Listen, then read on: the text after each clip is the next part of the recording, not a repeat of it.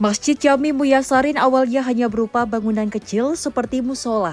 Seiring bertambahnya jumlah jemaah, masjid ini terus mengalami perluasan dan pemugaran. Pemugaran total terakhir dilakukan pada tahun 1995, namun satu bagian tetap dipertahankan sebagai bangunan asli, yaitu menara masjid.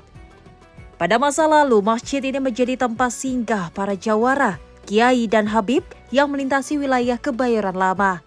Saat itu masjid ini belum dikenal dengan nama Muyasarin, melainkan dikenal sebagai Masjid Capanah. Lambang panah tersebut menjadi ciri khas sekaligus penunjuk arah kiblat menuju Masjidil Haram.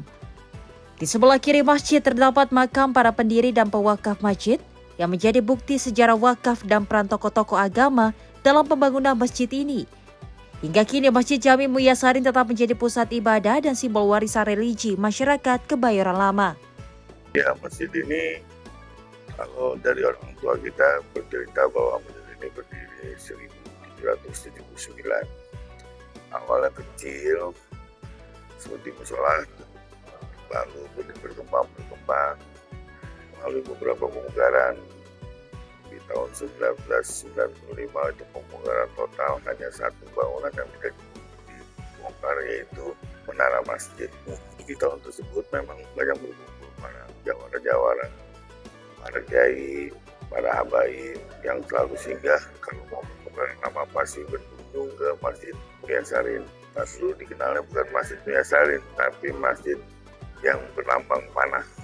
Mereka sepakat mungkin masjid ini ditunjuk dengan panah itu menunjukkan arah kiblat. Kalau diperhatikan itu menunjukkan arah kiblat ke Masjidil Haram. Kalau untuk alami sepanjang sepengetahuan saya itu hanya menara masjid ya, itu. Dan khasnya masjid kami adalah di menara tersebut. Dia seperti kayak musola, tapi memang